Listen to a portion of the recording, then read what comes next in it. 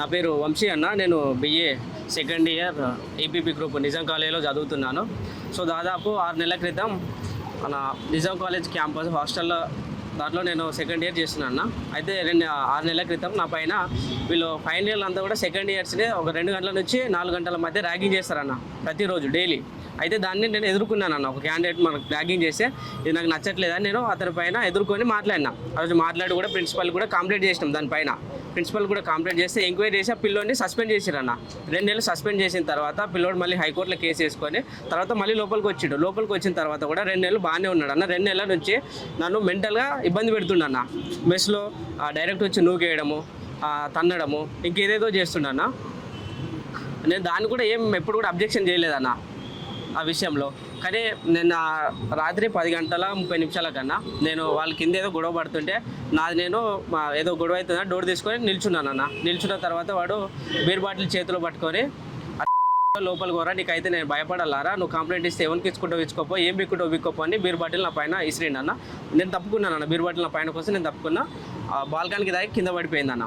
ఆ తర్వాత పోలీస్ వాళ్ళకి నేను ఇన్ఫామ్ చేసి, సరే ఇట్లా నా పైన దాడి జరుగుతుంది సార్, వీళ్ళు నా పైన నాకు వీళ్ళ వల్ల నాకు థ్రెట్ ఉంది సార్ అని కూడా నేను కంప్లైంట్ చేశాను అన్న. నైట్ పోలీస్ వాళ్ళని పిలిపించి హాస్టల్ ముందు కూడా డిస్కస్ చేసిన తర్వాత దాదాపు 12 గంటలకు పోలీస్ స్టేషన్కి పోయి కూడా కంప్లైంట్ చేయడం జరిగిందన్న. ఒకటి ఈ సీనియర్ జూనియర్ అనే డామినేషను నిజాం కాలేజీలో ఇంకా కూడా దాదాపు 100 ఏళ్ళ చరిత్ర ఉన్న నిజాం కాలేజీలో ఇంకా కూడా జూనియర్ సీనియర్ అనే ఈ కల్చర్ ఇంకా పోవాలని నేను ఫైట్ చేశాను అన్న. దాన్ని మనసులో పెట్టుకొని కక్షపూరితంగా నన్ను ఇంకేదో చేయాలని కుట్రపూరితంగా మనసులో పెట్టుకొని నన్ను చంపాలని చూస్తున్నాను. ఆ మనిషి వల్ల నాకు థ్రెట్ ఉందన్న. హర్ష అనే అబ్బాయి వల్ల. క్యాంపస్లోనే అవునన్న. క్యాంపస్ వార్డెన్ ఉన్నాడు అన్న. వార్డెన్ రాత్రిపూట అస్సలు ఉన్నాడు అన్న. క్యాంపస్లో అస్సలు ఉన్నాడు. ఎవరు ఉంటారు అక్కడ? సెక్యూరిటీ ఒకళ్ళే ఉంటారు అన్న. లేదన్నా, ఎవరు ఆపలేదన్నా. 300 మెంబర్స్ ఉంటారు అన్న హాస్టల్లో. ఒక్కలే ఉంటారు అన్న. 300 మెంబర్స్ ఒకటే సెక్యూరిటీ ఉంటాడు హాస్టల్కి. ఒకటే సెక్యూరిటీ ఉంటాడు అన్న. ఇంతకుముందు కూడా చాలాసార్లు కంప్లైంట్ చేశాను అన్న. పిల్లల జీవితాలు ఖరాబ్ అవుతాయి అని చాలాసార్లు 10 సార్లు కూడా నా పైన దాడి చేస్తే బీర్ బాటిల్తోనే. సరే పోతే పిల్లల జీవితాలు ఖరాబ్ అవుతాయి అని నేను ఓపికతో నుండి కూడా ఎప్పుడు కూడా కంప్లైంట్ చేయలే. కానీ రాత్రి నా కళ్ళ ముందే బీర్ బాటిల్ పట్టుకొని లంచ్ అడగా, నువ్వు లోపలికి పోరా, నిన్నైతే భయపడాలారా అని డైరెక్ట్ బీర్ బాటిల్ ఇస్తున్నారు నా పైన. దీనిపైన మేము రాత్రి ప్రిన్సిపాల్కి కూడా కాల్ చేస్తే రెస్పాన్స్ కాలేదన్న రాత్రి. అయితే మార్నింగ్ రాత్రి పోలీస్ స్టేషన్ పోయి కూడా కంప్లైంట్ చేసినాం. ఇప్పుడు ప్రిన్సిపల్ సార్ని కలిస్తే కూడా నా పరిధిలో లేదు, ఇప్పుడు దాటిపోయింది. అవుట్కమ్ పోలీస్ నుంచి కూడా ఎంక్వైరీ జరిగిన తర్వాత ఏమన్నా వస్తే దానిపైన నేను ఏమన్నా మాట్లాడగలుగుతా అని చెప్తున్నాను. దట్టు నేను మీడియాని పిలిపించి ఒక ప్రెస్ మీట్ పెడతా అంటే కూడా కాలేజీలో పర్మిషన్ ఇవ్వకుండా, దట్టు నేను నిజాం కాలేజ్ స్టూడెంట్ అయినా నాకు పర్మిషన్ ఇవ్వకుండా హాస్టల్ కాడ పెట్టుకో. మేము అడిగిన వాళ్ళకి క్లియర్ సార్ ఇప్పుడు కంప్లైంట్ ఇచ్చారు, నా పరిధి దాటిపోయిందని మాట్లాడుతారు. పొరపాటున నాకు ఏమైనా జరుగుంటే ఎవరు సార్ రెస్పాన్సిబిలిటీ అని కూడా క్వశ్చన్ చేసినా. అప్పుడు సార్ ఏం మాట్లాడట్లేదన్న. సో ఒకటి నేను ఏం కోరుకుంటున్నా, ఇప్పుడు అన్న ఆ కాలేజ్లో ఇప్పుడు హర్ష అనే అబ్బాయితోనే దట్టు ఇంకా వాళ్ళ ఫ్రెండ్స్తో నాకు లైఫ్ థ్రెట్ ఉందన్న. ఖచ్చితంగా నాకు పోలీస్ భద్రత కావాలి. ఇంకోటి సీసీ కెమెరాలు అన్న. నాకు ఏమైనా ప్రిన్సిపల్ అండ్ హర్ష అనే అబ్బాయి వీళ్ళే బాధ్యులన్న. చేసానన్న. ఇంతకుముందు మాజీ ప్రిన్సిపల్ రాజశేఖర్ సార్ ఉన్నప్పుడు కూడా నాకు ఒక 2 నెలలు కానిస్టేబుల్ కూడా ఇచ్చిండన్న హాస్టల్ దగ్గర.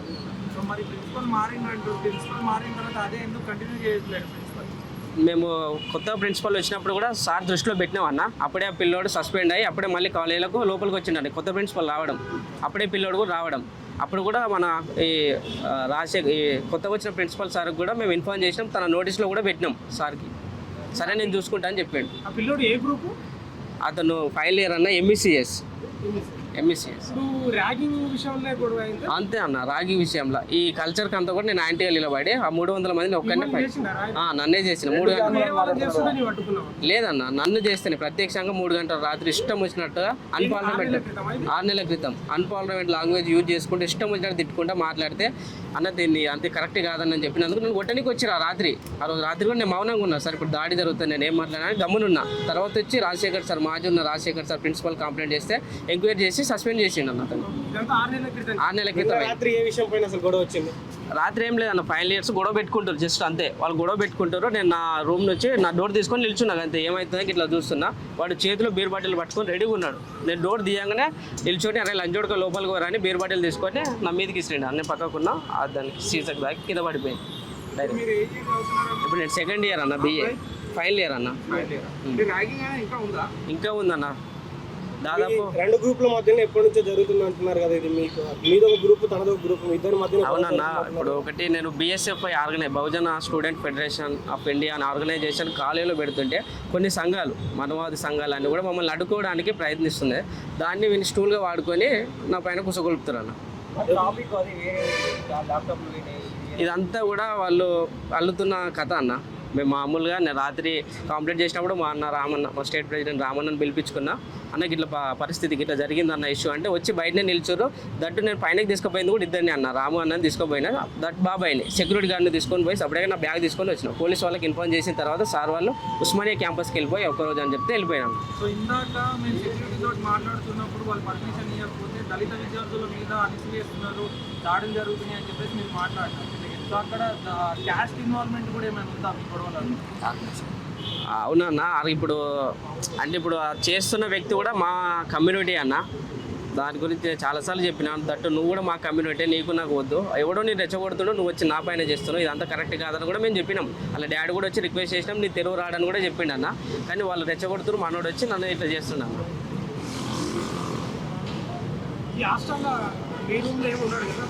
లేడన్న. వాళ్ళు ఫస్ట్ ఫ్లోర్ గ్రౌండ్ ఫ్లోర్ వాళ్ళది, సెకండ్ ఫ్లోర్లో మేము జస్ట్ సెకండ్ ఇయర్స్ ఉంటాం అన్న. పిల్లలు సెకండ్ ఇయర్స్ పిల్లలు అందరూ కూడా వాళ్ళ ఉచ్చులో పెట్టుకొని భయపెడతారు అన్న. ఏమన్నా అంటే మీరు వంశీగానికి సపోర్ట్గా మాట్లాడితే మీరు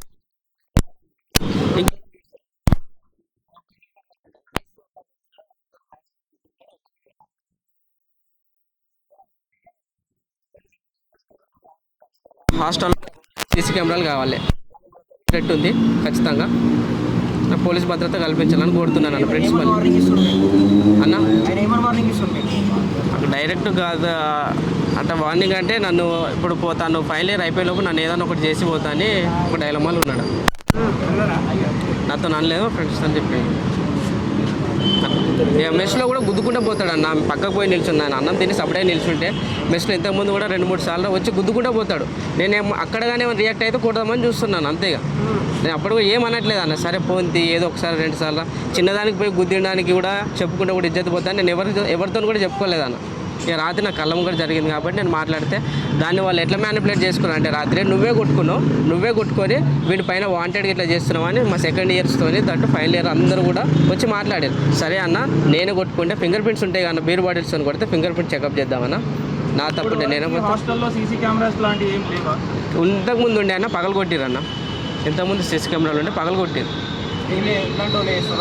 ఇసంటోళ్ళే చేస్తారన్న. అవునన్న, ఇలాంటి వాళ్ళే చేస్తారు. రైట్ మాట్లాడు.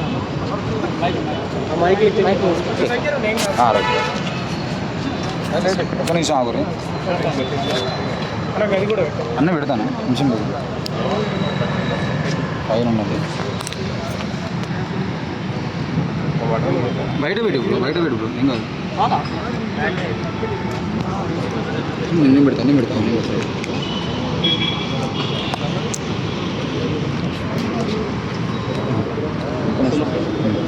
నా పేరు నేను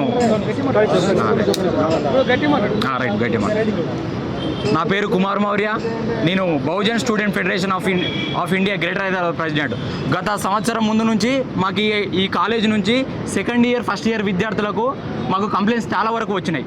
ర్యాగింగ్ కల్చర్ అనేది నిజాం హాస్టల్లో చాలా దారుణమైన పరిస్థితి. 2 గంటల నుంచి 4 గంటల మధ్యలో పిల్లలని సెకండ్ ఇయర్ ఫస్ట్ ఇయర్ ఎవరైతే సెకండ్ ఇయర్ పిల్లలు ఉన్నారో వాళ్ళని మాత్రం దారుణమైన పరిస్థితికి కుక్కల కన్నా హీనంగా చూస్తారు.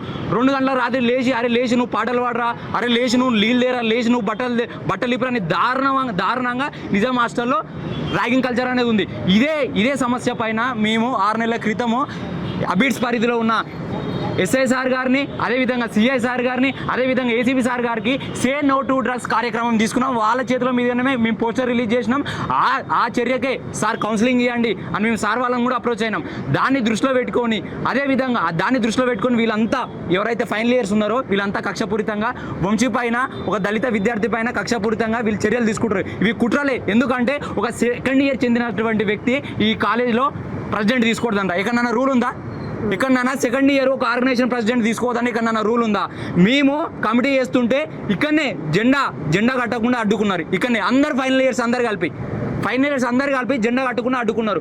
అందులోని ఒక దళిత కమ్యూనిటీకి చెందిన వ్యక్తి ఇంత పెద్ద నిజాం కాలేజీలో ఒక ఆర్గనైజేషన్కి ప్రెసిడెంట్గా ఉండడం వాళ్ళు జీర్ణించుకోలేక ఇవన్నీ కేవలం కుట్రలుగా భాగంగానే వీళ్ళు చేస్తున్నారు. ఇప్పుడు మేము కంప్లైంట్ ఇచ్చిన నిజాయితీగా నిన్న మా తమ్ముడి దగ్గరికి వెళ్ళి లగేజ్ తీసుకుందాం అని పోయి వచ్చినాము. మాతో పాటు సెక్యూరిటీ గార్డు ఉండు. ఇప్పుడు మీ మీడియా సాక్షిగా వాళ్ళు ఏమన్నారు, 2 ల్యాప్టాప్లు పోయినాయి అన్నారా? అవునా కదా? 2 ల్యాప్టాప్లు పోయినారా అని మీ మీడియా సాక్షిగానే అన్నారు. ఇక్కడ వాళ్ళు ల్యాప్టాప్స్ పోతే నైట్ కంప్లైంట్ చేయాలిగా. ఇవన్నీ కావాలని కక్షపూరితమైన చర్యలు చేస్తారు. కాబట్టి వంశీకి ఏమైనా జరిగితే పూర్తి బాధ్యత ప్రిన్సిపాల్ గారే వహించాలి. కాబట్టి వంశీకి ఏమైనా కానీ మా సంఘం నుంచి, మా విద్యార్థి సంఘం నుంచి మేము వెనకడుగు వేయము. మాకు న్యాయం జరిగేంత వరకు మేము పోరాటం చేస్తాం. Thank you.